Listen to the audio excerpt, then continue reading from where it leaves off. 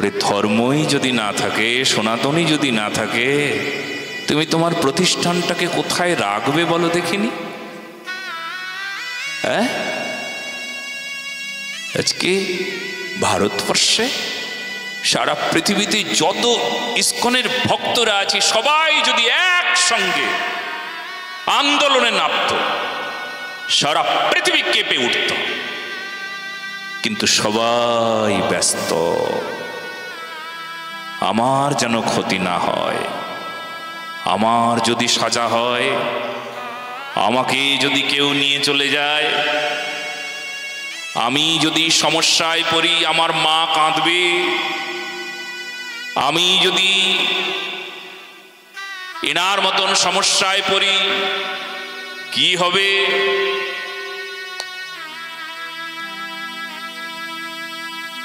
আপনাদের কাছে অনুরোধ রইল, যারা সারা পৃথিবী থেকে ভাগবতী কথা শ্রবণ করছেন, এখন আপনাদের এক হবার সময়। যদি আপনি আপনার শরীরে যদি বিশুদ্ধ রক্ত থাকে, শুনতে খারাপ লাগলেও আমি বলবো, আপনার শরীরে যদি বিশুদ্ধ রক্ত থাকে, বিশুদ্ধ কেন, অশুদ্ধ রক্ত নাকি? অনেকের নিমক হারামি রক্ত আছে, সেই জন্য সত্য সনাতন ধর্মকে পরিত্যাগ করে দিতে তাদের সময় লাগে না। যদি রক্তটা বিশুদ্ধ হয়, তাহলে আমি আপনাদেরকে বলবো, প্রমাণ দেন আপনার রক্ত বিশুদ্ধ, আপনি সনাতনীর পাশে আছেন, ধর্মের পাশে আছেন, ধর্ম রক্ষার জন্য আছেন। দেখি হাত তুলুন, কয়জন আছেন দেখি ধর্ম রক্ষার জন্য, ধর্মের পাশে কয়জন আছেন দেখি? বুড়া বাবা নাই? ভালো করে হাত তোলো।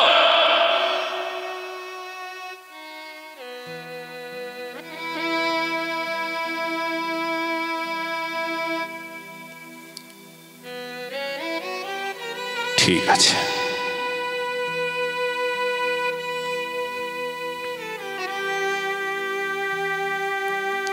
শুধু হাত তুললাম তাহলেও তো হয় না।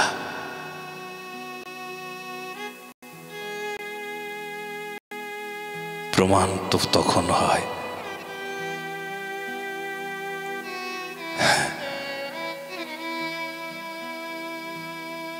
যখন রাষ্ট্র বিপ্লবে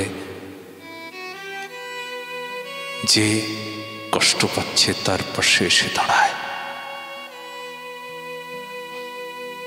রাজার কাছে বিচার চাইতে যাচ্ছি রাজদ্বারে, তখন ভয়ে অনেকেই পলায়ন করে, আমি তোমার পাশে থাকতে পারবো না, আমাকে যদি ধরে নিয়ে যায় রাজদ্বারে। এই কয়েকটি স্থান রাষ্ট্র বিপ্লব, দুর্ভিক্ষ, এখানে আসলে সৎ বন্ধুর পরিচয় দেয়। আমি শ্মশান শব্দটা বলবো না, শ্মশানে যারা যায় তারা বন্ধু নাও হতে পারে। কেন মহারাজ এই কথা বললেন? কেন শ্মশানে যায় সে বন্ধু না? লেখা আছে শ্মশানে যায় যে সে বন্ধু, বন্ধুর পরিচয় দেয়। আমি বলবো না, আজকাল সনাতন ধর্মকে বিনষ্ট করে দেওয়ার জন্য এমন পরিস্থিতি তৈরি হয়েছে, শ্মশানে যায় মদ্যপান করতে। কেউ কেউ বাবা মরে গেল, ছেলেদের কাছে জিজ্ঞেস করছে কয় বোতল মদ দিবি তারপর যাবা। সত্য বলছি না মিথ্যা বলছি? জোরে বলুন। সনাতন ধর্মকে শেষ করে দেওয়ার ষড়যন্ত্র চলছে আজকাল। মানুষের মধ্যে বিচার বিবেচনা সমস্ত লুপ্ত হয়ে গেছে, বুদ্ধি নিঃশেষ হয়ে গিয়েছে। সবে মাত্র কলিকাল শুরু, কিন্তু ঘোর কলির ইঙ্গিত হচ্ছে, ঘোর কলিকাল। এ কি বন্ধু বলে নাকি? যেখানে যেখানে ধর্মের ক্ষেত্রে কখনো কোনোদিন কোনো মদের ব্যবহার হবে না। কি করুণ স্থিতি! বাবা মা মরে গেছে, সেখানে যারা শ্মশান যাত্রী হবে তাদের মদের বোতল দিতে হবে। মদ খাওয়ার জন্য ব্যবস্থা করতে হবে। ধর্মকে শেষ করে ফেলেছে এরা, পাখণ্ডিতে পড়ে গেছে দেশ। আমাদের শেষ হয়ে যাওয়ার অবস্থা গো।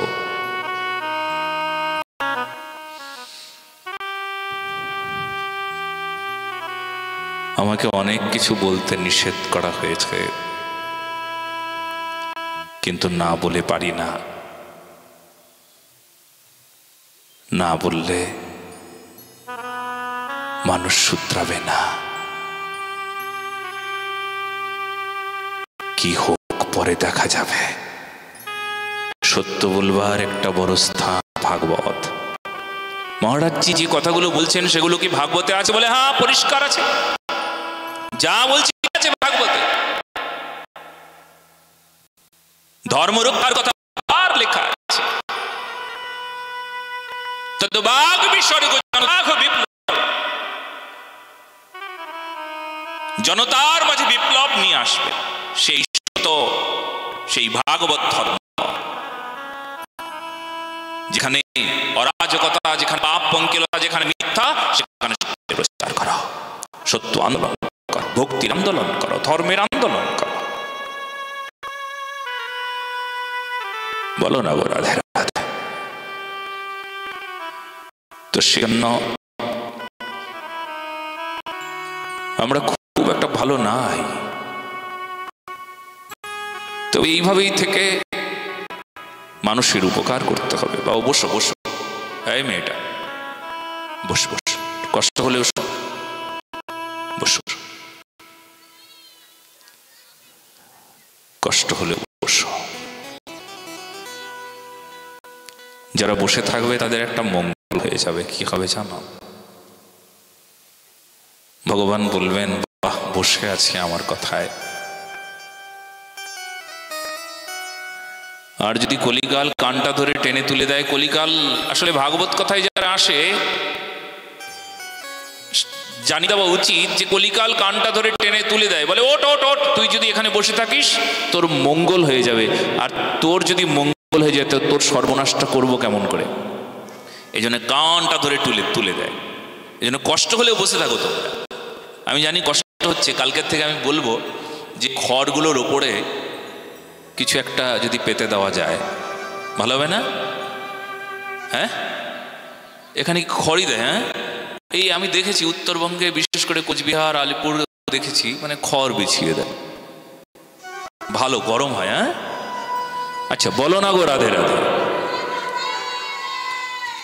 তো শ্রীমদ্ ভাগবত মহাপুরাণের কথা আমরা কেন শ্রবণ করতে এসেছি? পদ্মপুরাণের ঋষি কি বলছেন? তমাদিদেবং পুরুষং প্রধানম তমালবর্ণম সুহৃতাবতারম। সুহৃতাবতারম ভগবান, ভগবান কি করলেন না, শীত তাই অবতীর্ণ হয়েছেন ভাগবত রূপে। সুহৃদ কাকে বলে? এই দিকে ধ্যান দিন, চোখ দুটো এই দিকে রাখুন। সুহৃদ শব্দে করে জানতে হবে যে আমরা ভালোকেই সবাই আদর করি, যত্ন করি, ভালোর সঙ্গে আমরা মেলামেশা করি, কিন্তু যদি দেখি কেউ খারাপ তবে তার সঙ্গে মিশি না। যদি দেখি কেউ অসৎ তবে তার সঙ্গে মিশতে নাই। বলে কেন? আমরা সবাই জানি অসৎ সঙ্গে সর্বনাশ হয়। বাবা মা সবাই বলে দেয়, ওই ছেলেটার সঙ্গে মিশবি না, ওই মেয়েটার সঙ্গে মিশবি না, ওই লোকটার সঙ্গে মিশবি না। বলে কেন? বলে অসৎ যে, তাই মিশতে নিষেধ আছে। তো ভালোর সঙ্গে আমরা মিশবো, কিন্তু খারাপের সঙ্গে আমরা মিশবো না। কেউ খারাপকে বলে না এসো আমার কাছে এসো, দুষ্ট লোককে কেউ প্রশ্রয় দিতে চায় না, কিন্তু সুহৃদকে জানো যে দুষ্ট মানে খারাপ মানুষটাকেও বুকে টেনে নিয়ে ভালো করে দেয়, ভালো মানুষে রূপান্তরিত করে, ভালো একটা সুন্দর চরিত্রবান একজন মানুষকে তৈরি করে, তার নাম সুহৃদ। বলো না গো রাধে রাধে। তার মানে নোংরা মেখেও যদি কেউ ভাগবতের কাছে আসে, মায়ের মতন সেই ভাগবত তাকে কোলে তুলে নেয়। ছোট শিশু মলমূত্র মেখে মায়ের কাছে এসেছে, সারা শরীরে মলমূত্র মাখানো। মা কি করবে বলুন তো দেখি? এই ছেলে, তুই সারা শরীরে মলমূত্র মেখেছিস, তোকে আর নেব না, ত্যাগ করে দিলাম। মা যেমন কখনো বলবেন না, ঠিক তেমনি আমাদের ভাগবত সুহৃদ কি করেন? সে কখনো বলবে না, এই তুই বড় নোংরা, তুই অধার্মিক, তুই পাপী, তুই দুষ্ট, তুই পাখণ্ডী, এই যা, তুই কখনো আসবি না আমার কাছে। ভাগবত কি করবেন? এই নোংরা মাখা মানুষগুলোকেও, দুষ্ট মানুষগুলোকেও আমার ভাগবত ভগবান শিষ্ট বানাবেন, ভাগবত তাদেরকেও সাধু বানিয়ে দেবেন। এটাই ভাগবতের মহিমা। বলো না গো রাধে রাধে। এটাও ভাগবতের মহিমা। সেই জন্য ভাগবত শ্রবণ করলে কি হয়? হরির এমনই অহেতু করুণা, এমনই তাহার জাদু, পাথর হৃদয়ে গলে শোনা হয়, তস্কর হয় সাধু। এই জন্য ভাগবত শ্রবণ করতে হবে। সুহৃদ অবতারম। পরের পংক্তিতে বলছেন পদ্মপুরাণের ঋষি, অপার সংসার সমুদ্র সেতুম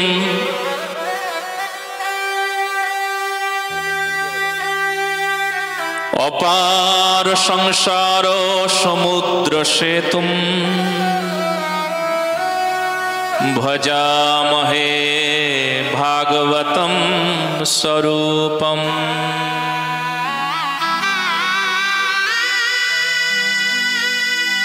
ভজামহে ভাগবত স্বরূপম। ওই দেখো ভাগবত মহাপুরাণ কি করলো গো? অপার সংসার সমুদ্র সেতু। এই যে সংসার সমুদ্র, আমি কি করে এই সংসার সমুদ্র থেকে ওপারে যাব? তার মানে আমি কি করে সাধু হব? এই কথা তো আমরা বলবো, কি করে সাধু হব, কি করে সুন্দর হব, কি করে ভগবানের ভজন করব, কি করে রাধারানীকে পাবো, কি করে বৃন্দাবনে যাব। না না না, ওই বৃন্দাবনে যাওয়া না। আজকাল সহজ বৃন্দাবনের কথা আমি বলি নাই। আজ তো সহজ বৃন্দাবন, আমার মতন অনধিকারীরাও বৃন্দাবনে চলে যায়। কিন্তু সেই সময় বৃন্দাবনে যেতে সময় লাগতো 4 মাস। পায়ে হাঁটার বৃন্দাবন ছিল। আজ টিকিট কাটো, ট্রেনে ওঠো, ব্যাস বৃন্দাবনে পৌঁছে গেলে। সহজ হয়ে গিয়েছে বৃন্দাবন যাত্রা। যার আরো বেশি টাকা আছে, এ বাগডোগরায় চলে যাও, 2 ঘন্টা লাগবে দিল্লিতে যেতে। দিল্লি থেকে 3 ঘন্টায় তুমি বৃন্দাবনে পৌঁছে যাও। 2.5 ঘন্টা, কখনো 2 ঘন্টা 15 মিনিট লাগে। ট্রেনে যদি যাও, মথুরায় নামো, তাহলে 2 ঘন্টা, কোনো গাড়িতে 1.25 ঘন্টা, ব্যাস মথুরায় চলে গেলে। আমি কেন বলছি সহজ হয়ে গেল বৃন্দাবন? কিন্তু ওই বৃন্দাবনের কথা আমি বলি নাই। আমি বলেছি সেই বৃন্দাবনের যাত্রা, সেই বাসনা নিয়ে বৃন্দাবন। কবে বৃন্দাবনে যাব? মাধু করি করে খাবো, বেড়াইব নগরে নগর। এ ভব সংসার তেজি পরম আনন্দে মজি, আর কবে ব্রজভূমে যাব? সুখময় বৃন্দাবন কবে হবে দর্শন, সেথুলি মাখিব কবে গায়।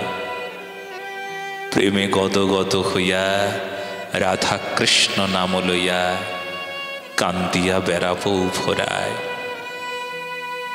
কেঁদে কেঁদে বৃন্দাবনে পরিক্রমা করব। এমন বৃন্দাবনে কবে যাব? আকুলতার বৃন্দাবন, ভজন করবার বৃন্দাবন। সেই দিন বাবা শ্রীর কাছে আমি বসেছিলাম। বাবা তো তখন মৌন ছিলেন। কোনো এক ব্যক্তি বাবাকে বলছেন, বৃন্দাবনে এসেছি কিন্তু যোগ্যতা নাই, আমার এই অপরাধ কে নেবে?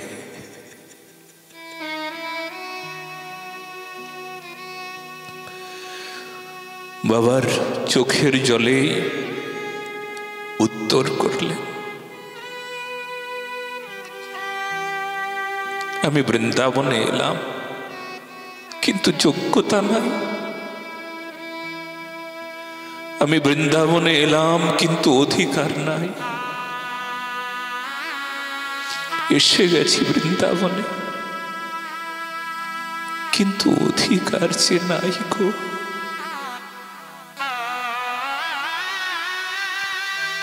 যদি থাকে বৃন্দাবনে বিষয় থাকে যে মনে, এই রূপে কি রূপে ভজিব?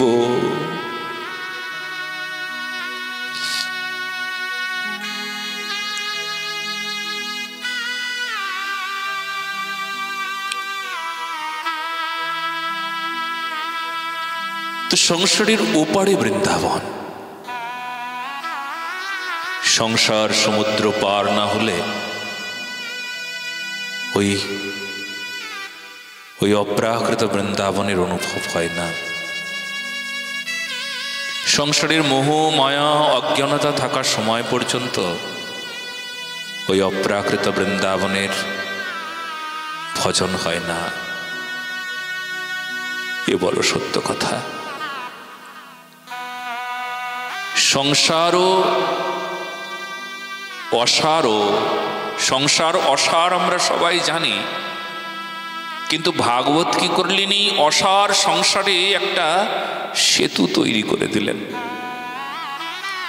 কিংবা অপার সংসারও।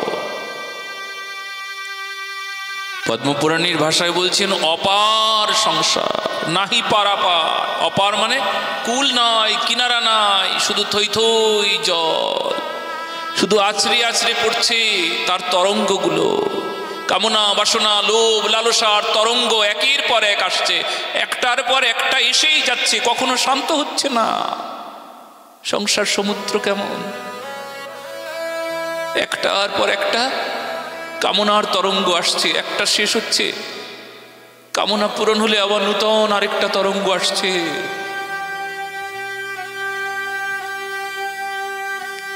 কাম ক্রোধ লোভ মোহ মদ মাৎসর্য রূপ একটা একটা করে তরঙ্গ এসে আঘাত করছে, ভজন করতে দিচ্ছে না। অপার সংসার নাহি পারাপার। তবু সুহৃদ ভগবান এই অপার সংসারে একটা সেতু রূপ হয়ে দাঁড়িয়ে আছেন। সেতু মানে ব্রিজ, বৃন্দাবনে যাবার ব্রিজ, রাধারানীর চরণ পাবার ব্রিজ। এই ব্রিজে এসে দাঁড়ালে রাধারানীর চরণের কাছে পৌঁছে যাওয়া যায়। চলন্ত ব্রিজগুলো দেখো নাই, রানিং সিঁড়িগুলো, না চললেও হলো, কেবলমাত্র দাঁড়িয়ে থাকো, ধীরে ধীরে ধীরে ধীরে ওপরে উঠে যাবে। আহা, বলে ওই ব্রিজটা কি? চলন্ত ব্রিজ। কেবলমাত্র আশ্রয় নাও, সদ্গুরুদেবের চরণটা খুব শক্ত করে ধরো, তার আদেশটাকে শক্ত করে ধরো, তার উপদেশটাকে শক্ত করে ধরো। খবরদার, মন্ত্র নিয়েছ কিন্তু আদেশ নাও নাই। মানে ভালো করে বুঝে নিন, আদেশ মানে এটা করো না, এটা বলো না, এটা দেখো না, এটা করণীয় নয়, এটা করণীয়, এটা অকরণীয়, এটা উচিত, এটা অনুচিত। শাস্ত্র শাসন করি, শাসনই এই দুটো বিষয়, একটা করণীয় একটা অকরণীয়। কিন্তু অকরণীয় কি করণীয় করছে, করণীয় কি অকরণীয় করছে মানুষ। যেটা গ্রহণ করা উচিত সেটাকে বর্জন করছেন, যেটাকে বর্জন করবার উচিত সেটাকে গ্রহণ করছেন। সার কি অসার ভাবছেন, অসারকে সার ভাবছেন। সার ও অসার বিবেক চতুরা।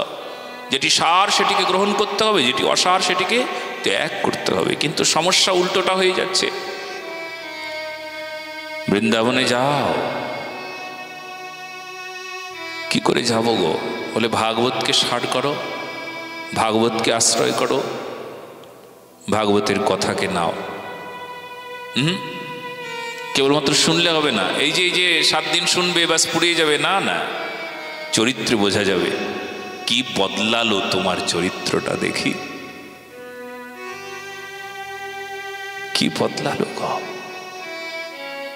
চোখের জল বদলেছে। বলে মানে?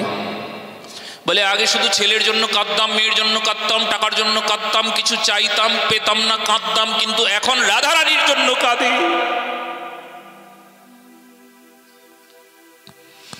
এখন নিতাই বলে কাঁদে। কিন্তু একটা সমস্যা জানো,